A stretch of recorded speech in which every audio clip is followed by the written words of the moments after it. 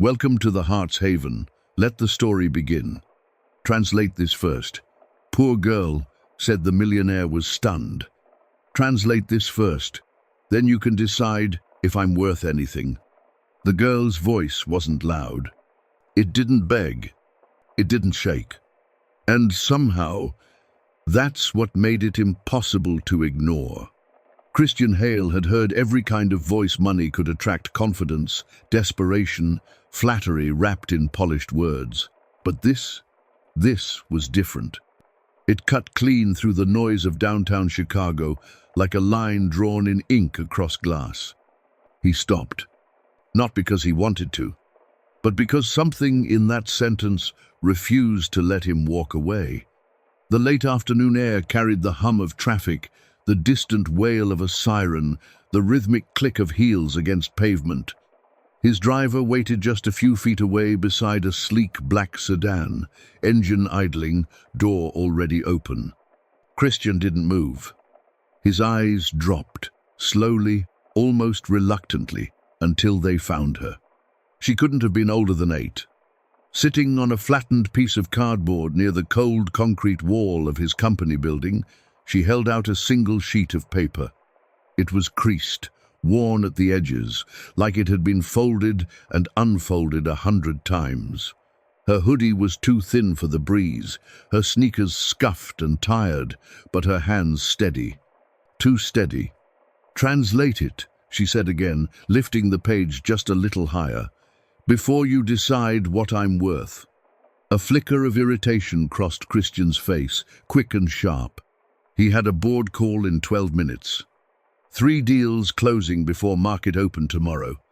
A company that processed language across 142 countries, built on precision, efficiency, control. And now, this. He let out a quiet breath, somewhere between a scoff and a sigh.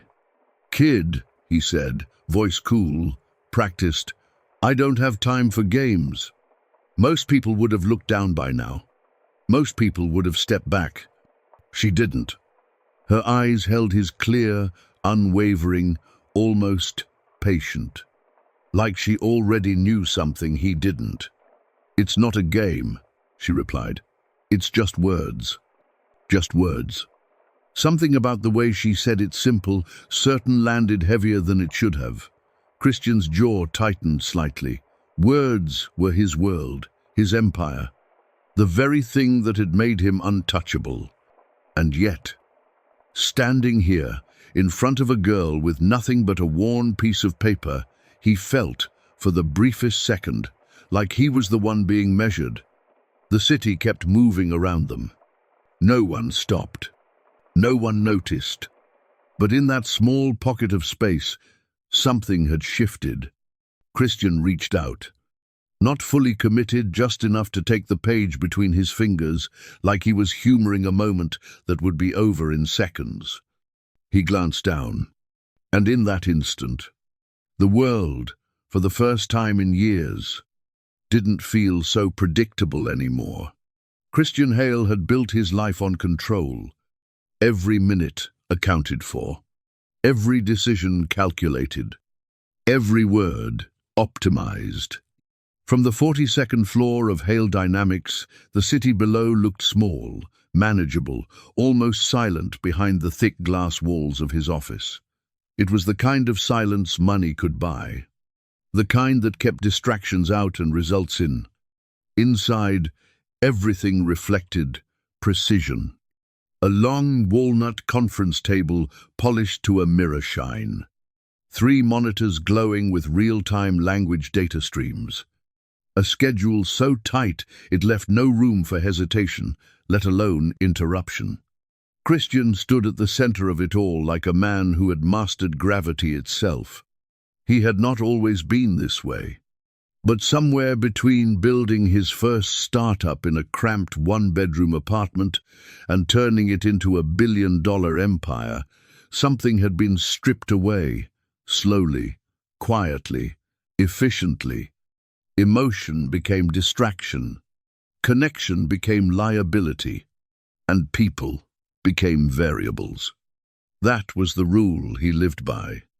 And it had worked. Until now. Because as he stood there, back in the present, a worn piece of paper resting between his fingers, something unfamiliar pressed at the edges of his focus. He should have already handed it back. Should have walked away. Should have forgotten her within seconds. Instead, he looked at it again. The handwriting was careful. Not perfect, but deliberate. 2 columns filled the page, side by side. One in Spanish, the other in English. Each sentence aligned like it mattered.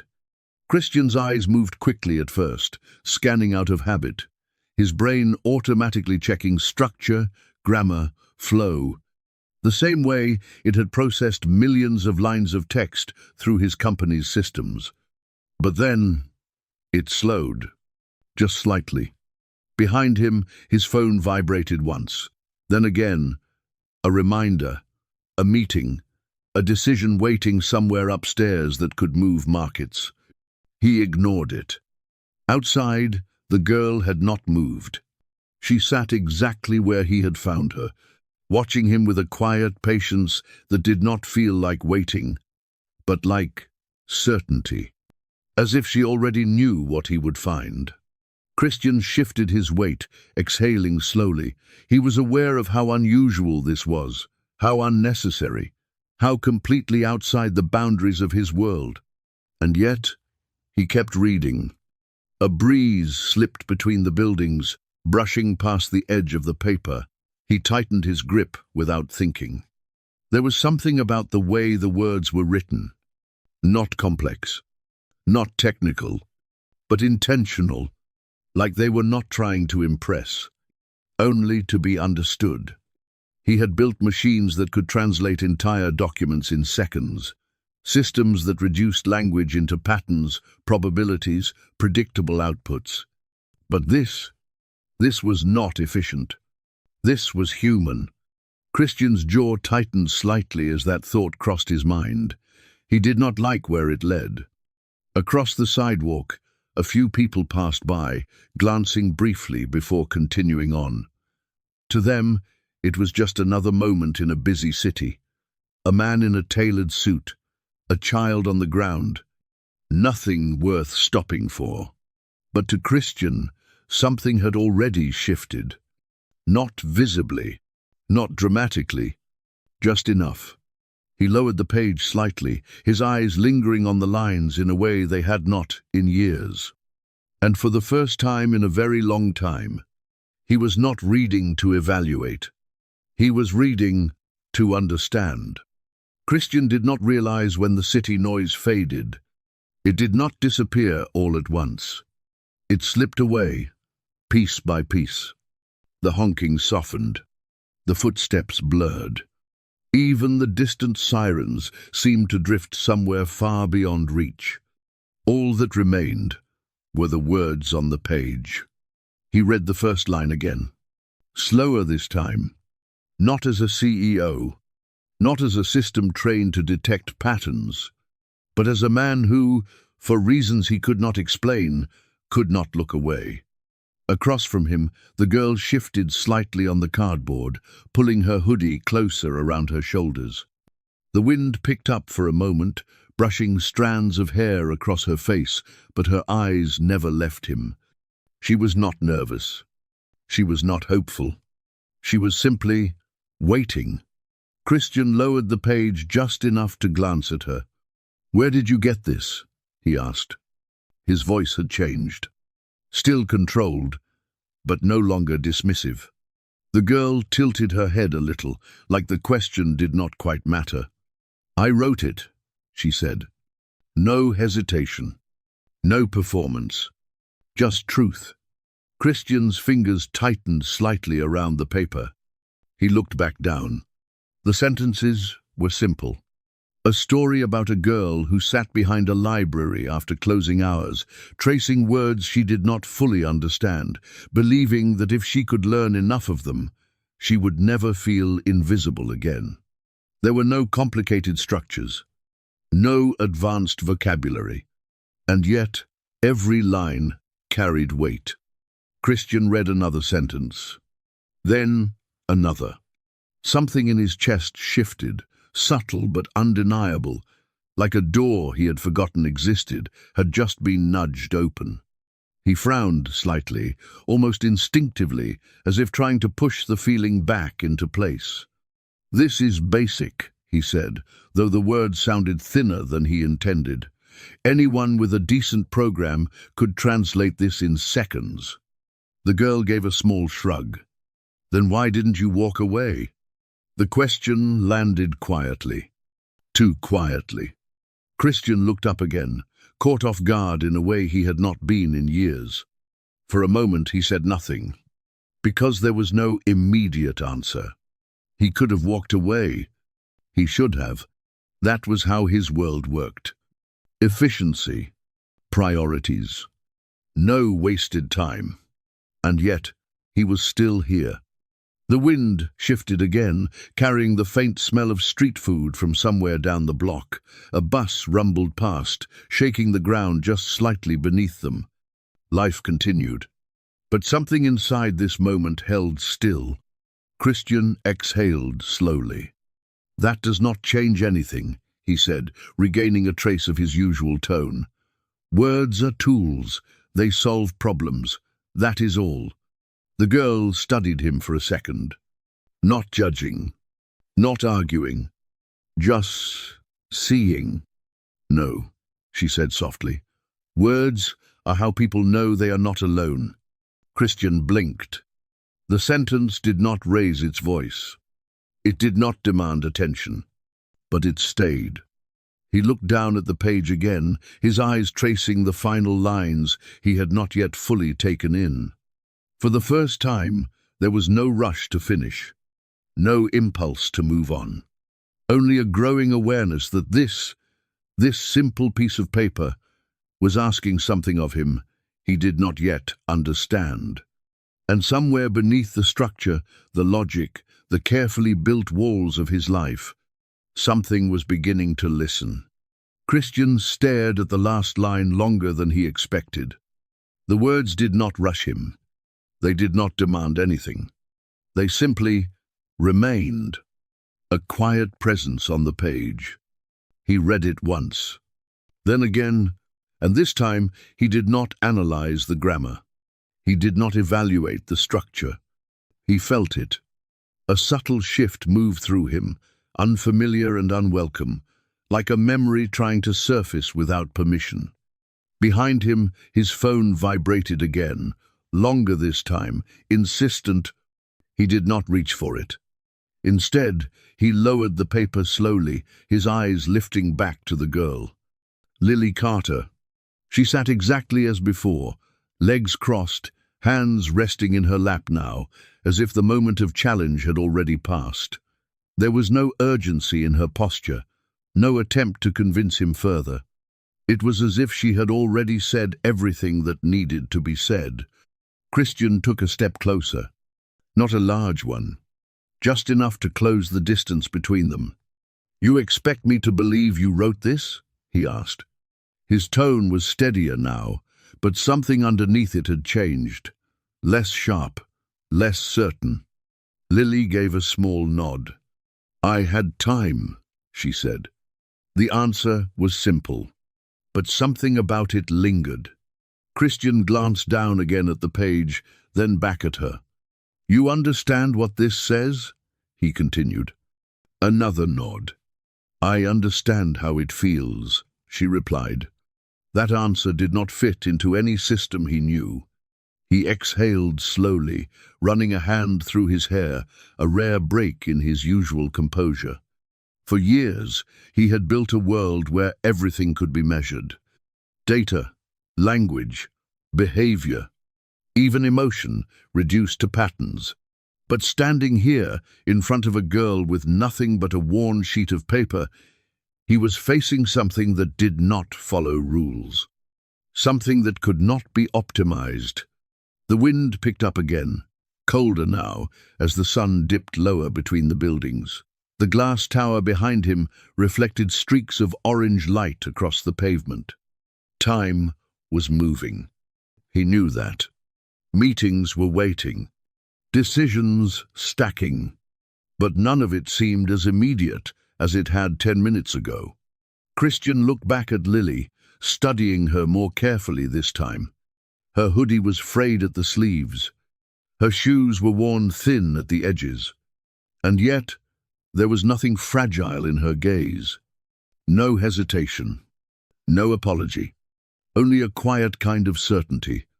"You said this is just words," he said. Lily tilted her head slightly. "It is," she answered. Christian lifted the page a little. "Then why does it feel like more than that?" For the first time, a small smile touched the corner of her lips. Not wide, not triumphant, just knowing. "Because you are finally reading it," she said. The sentence settled between them, soft but undeniable. Christian felt something in his chest tighten again, sharper this time, like a realization just out of reach. He looked down at the page once more. Not as a CEO, not as a man in control, but as someone standing at the edge of a question he had spent years avoiding. And slowly, almost without realizing it, he crouched down, bringing himself to her level. The city did not stop. Cars passed. People walked. But in that moment, something unspoken shifted completely. For the first time in a very long time, Christian Hale was no longer looking down at someone. He was beginning to listen. Christian did not realize how long he had been crouching there. Time had loosened its grip. The urgency that once defined him now hovered somewhere distant, like a sound fading down a long hallway. He looked at Lily. Really looked this time. Not as a distraction, not as an interruption, but as a person. "You said you wrote this?" he repeated quietly. Lily nodded again, her fingers lightly tracing the edge of her sleeve. "I write a lot," she said. "At the library, before it closes." Christian's eyes flickered slightly. "The library?" he asked. She pointed vaguely down the street. 3 blocks that way. They let me stay until 8, sometimes later, if no one notices." There was no complaint in her voice. No attempt to make it sound harder than it was. Just fact. Christian glanced down at the paper again, seeing it differently now. Not just as words, but as time. Hours spent in silence. Pages written with no one watching. Thoughts shaped without anyone asking for them. "Where do you go after?" he asked. Lily gave a small shrug. "Depends." The answer was light, almost casual. But it did not feel simple. A breeze passed between them again, cooler now, as the sun dipped lower behind the buildings. The golden light had softened, stretching shadows across the sidewalk. Christian felt something tighten in his chest. Not sharp, not overwhelming, but steady, unavoidable. He shifted slightly, resting his forearms on his knees, still holding the paper carefully, as if it mattered more than he wanted to admit. "You know," he said slowly, "most people would have just asked for money." Lily looked at him for a moment, then shook her head. "I did," she said. "You said no." Christian paused. That was true. He had not even thought twice about it. "Then why this?" he asked, lifting the page slightly. "Because you listen to words," she replied. The answer came without hesitation. "You built a whole building for them," she added, glancing briefly up at the glass tower behind him. "I figured, if anything could reach you, it would be that." Christian followed her gaze for a moment. The building stood tall, reflective, untouched by everything happening at street level. For years, it had been a symbol of everything he had achieved. Now, for the first time, it felt distant. He looked back at Lily. "And what if it did not?" he asked. Lily tilted her head slightly, considering. "Then I would still know I tried," she said. No frustration, no fear, just a quiet kind of certainty that did not depend on the outcome. Christian let out a slow breath, something in him softening in a way he could not quite control. He looked down at the page again, his thumb brushing lightly against the crease. All his life, value had been clear, measured, negotiated, proven. But here, there was no transaction, no expectation. Just a girl who had offered him something real, without asking for anything in return. And for the first time in years, Christian Hale did not feel like the one in control. He felt like the one being seen. Christian did not notice when he stopped thinking about leaving. The car was still waiting. The meeting was still scheduled. The world he had built was still moving forward without him. But none of it felt urgent anymore. He shifted slightly, sitting back on his heels now, the paper still in his hand. The edges had softened under his grip, like it had been held many times before, just never by someone like him. "Lily," he said, testing her name as if it needed to settle. She looked up. "Yes?" Christian hesitated. Not because he did not have words, but because, for once, he was not sure which ones mattered. "How did you learn all this?" he asked, lifting the page gently. Lily followed his gaze. "Books," she said, "and people talking when they think no one is listening." Christian blinked once. That answer landed deeper than he expected. He had spent years surrounded by conversations, boardrooms, negotiations, presentations filled with words carefully chosen to impress, persuade, control. But listening? Really listening? That had never been the point. "And you understand all of it?" he asked. Lily shrugged slightly. "Not all," she admitted, "but enough to know when someone feels alone." The breeze carried a faint chill now, brushing past them as the light shifted toward evening. The glass tower behind him caught the last stretch of sunlight, glowing faintly like something separate from the street below. Christian glanced at it again. For years, that building had been proof of everything he had done right. Now, it felt like something he had built to keep the world at a distance. He looked back at Lily. "Why me?" he asked quietly. Out of all the people who had passed her, all the strangers who had not stopped, why him? Lily did not answer right away. She studied him, the same calm, steady way she had from the beginning. Then she said, "Because you looked like someone who forgot something." Christian felt his breath catch slightly. Forgot something. The words echoed in a place he had not visited in a long time. "What did I forget?" he asked, his voice lower now. Lily's expression softened just a little. "How it feels when someone actually hears you," she said. No accusation, no judgment, just truth. Christian looked down at the paper again, but the words were no longer just sentences. They were reflections of something he had lost along the way. Something he had replaced with numbers, systems, outcomes. He exhaled slowly, a long breath that seemed to carry more weight than it should. For the first time in years, he did not feel ahead of the moment. He felt inside it. The sounds of the city returned faintly around them, but they no longer filled the space. They simply existed, background to something quieter, something more real. Christian folded the paper carefully, not to hide it, but to keep it. A small, deliberate action. Then he looked at Lily again, not as a problem to solve, not as a moment to move past, but as someone who had just shown him something he did not know he needed. And for the first time in a very long time, Christian Hale did not reach for control. He reached for understanding. Christian remained still for a moment after folding the paper. The simple act should not have meant anything, but it did. It felt deliberate, like closing a door behind him, even if he did not yet know what waited ahead.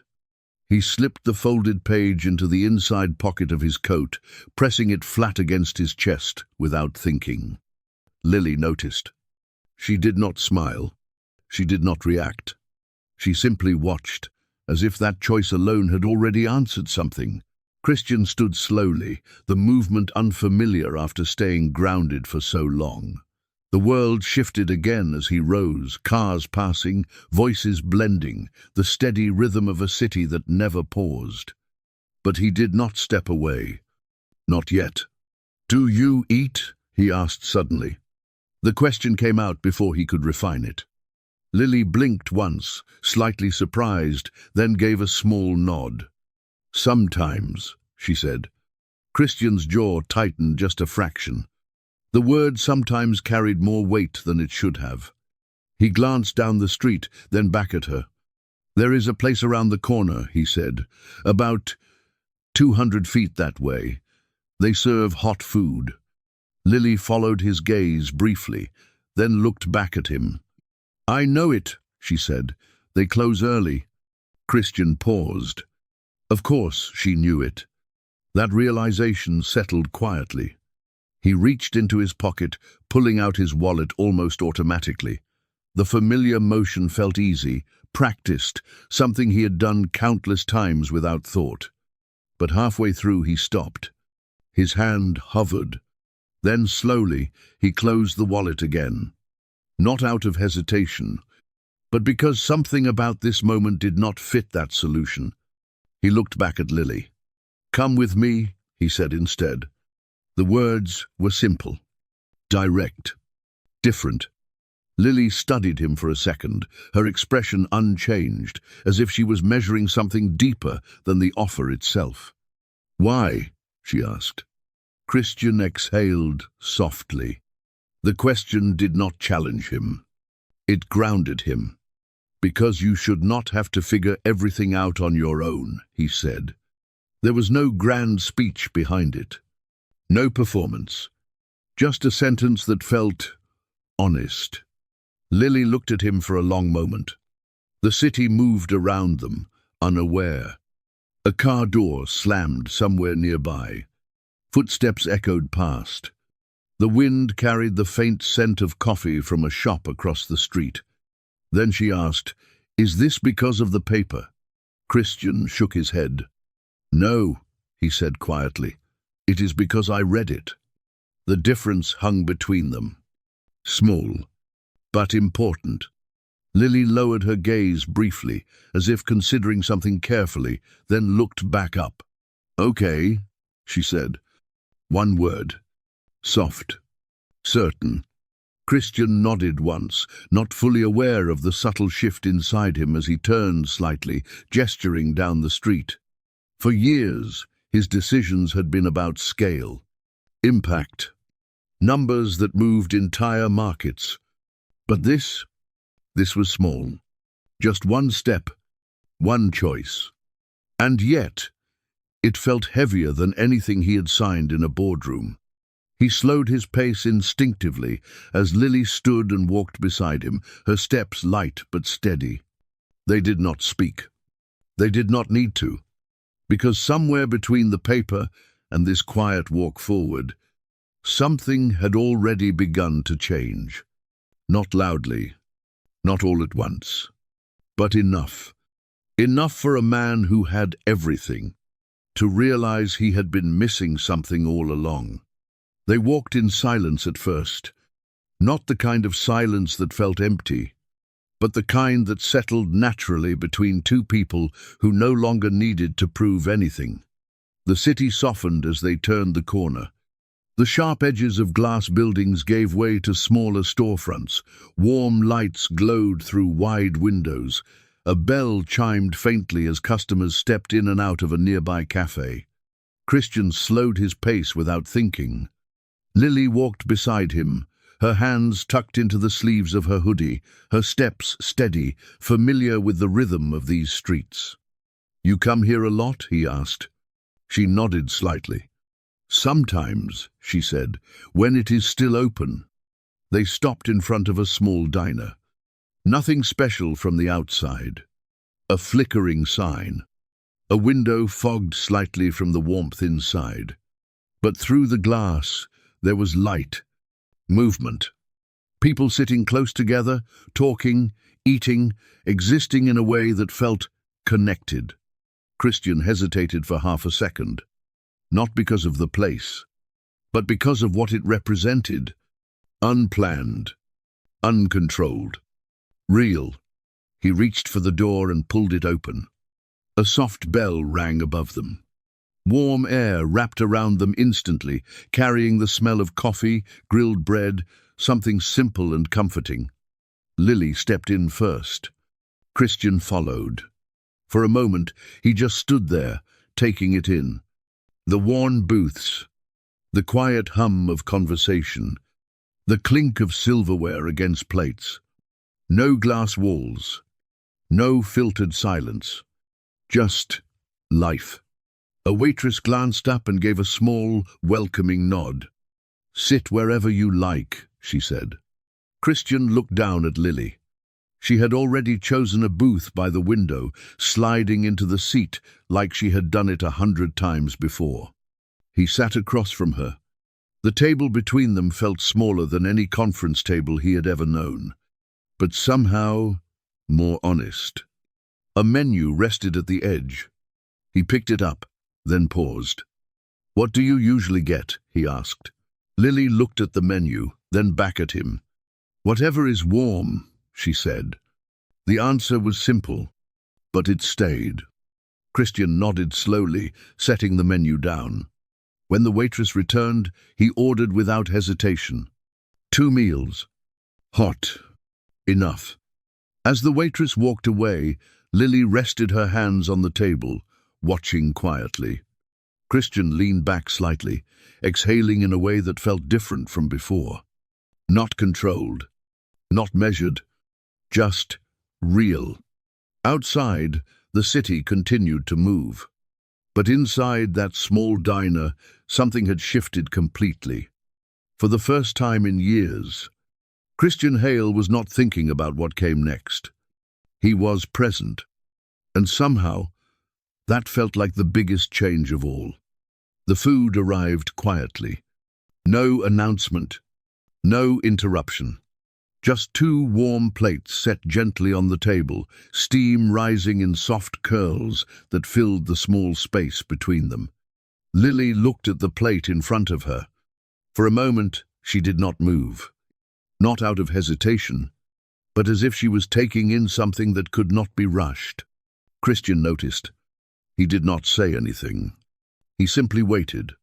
After a few seconds, Lily reached forward, picking up her fork carefully, like the moment deserved attention. She took a small bite, then another, and slowly her shoulders relaxed. Just a little. Christian leaned back slightly, watching, not analyzing, not evaluating, just observing. "You always eat like that?" he asked gently. Lily glanced up, a faint smile touching her lips. "It lasts longer," she said. The answer was simple, but it stayed with him. Christian looked down at his own plate. For years, meals had been rushed, scheduled, forgotten between meetings. Fuel, not experience. But now, he picked up his fork and took a bite. Warm, simple, real. He exhaled softly, almost surprised. Across from him, Lily continued eating, a little more freely now, the careful rhythm easing into something natural. For a while, neither of them spoke. They did not need to. The quiet was no longer empty. It was shared. After a few minutes, Lily looked up again. "Did you finish it?" she asked. Christian frowned slightly. "The paper," she added. He reached into his coat slowly, pulling it out, still neatly folded. "I read it," he said. Lily tilted her head. "That is not the same," she replied. Christian paused. She was right. Reading was not finishing. Understanding was. He looked down at the paper, then back at her. "I think," he began, then stopped. For the first time in a long time, he chose his words carefully. "I think I am still working on it." Lily studied him for a moment, then nodded. "That is okay," she said. "No pressure, no expectation, just acceptance." Christian felt something settle inside him. Not a solution, not a conclusion, but a beginning. He folded the paper again, slower this time, more intentional, and placed it back inside his coat. Not as something to analyze later, but as something to carry. Outside, the evening lights began to glow, reflecting softly against the diner window. Inside, the warmth remained. And in that small booth, across from a girl who had nothing, a man who had everything finally understood something he had been missing. Not language, not success, but connection. Because sometimes the most important translation in life is not between words, it is between hearts.